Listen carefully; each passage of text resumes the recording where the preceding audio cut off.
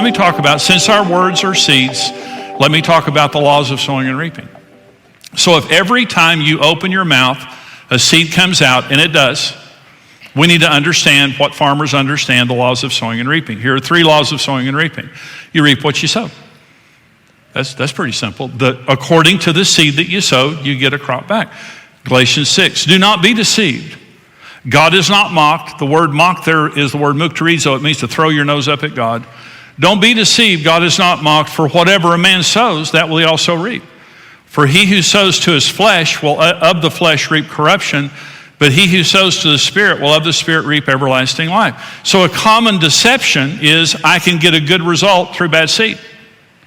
I can say a bad word and get a good result. You idiot, you jerk, you moron, stupid, cursing, being unkind, threatening divorce, threatening adultery, a threat, a bad word, and I'm going to say this bad word and it's going to bring a good result. And I see people, I've counseled Christians for 36 years, and these sweet people that, they're sweet, they go to church, carry their Bibles, they're just sweet, precious people, but when they get in a fight, they cuss like satyrs.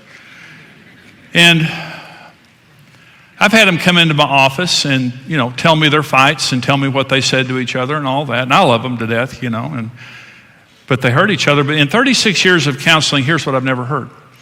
I've never heard a couple come into counseling and one of them say, Pastor Jimmy, well, my spouse and I got in a fight the other night, and they cussed me up one side and down the other. They called me every name in the book, and boy, it helped. Right in the middle of them just going into a tirade and cussing me out, a light came on, and I just thought, they're right. And I'm just so glad I've got a spouse that will tell me the truth. I've never heard that, but here's the word I've heard over and over: devastate. Devastate. When I repented to Karen, because I was a horrible husband, when I repented to Karen, she said, the worst thing you've ever done is what you said to me, Jimmy. It was. The power of life and death is in my tongue, is in your tongue. And if you understand it, you can have a wonderful life. If you don't understand it, life is going to be tough. My life was tough. The second deception is I would say something positive, but it wouldn't make any difference. It's impossible. Don't be deceived. If you believe that saying a good word wouldn't help, you're deceived. Every good seed brings a good result. Words of love, words of kindness, words of truth, words of compassion, words of understanding, words of encouragement. A good word will bring a good result. The devil will say, don't even talk to them. Don't even say anything nice to them. You just be mean.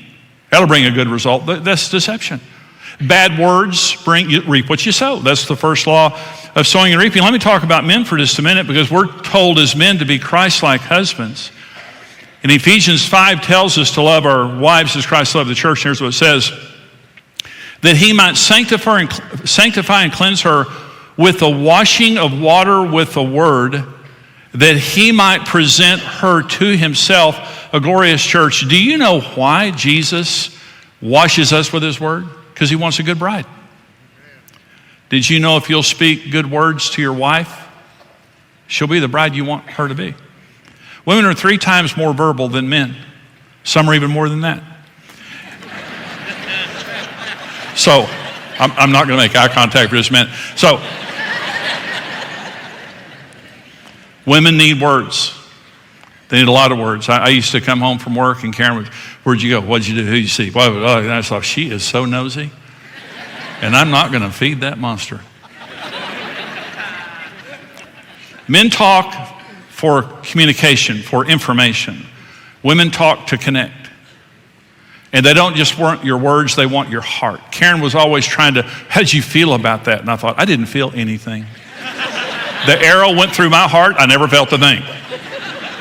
How'd you feel? How'd you feel?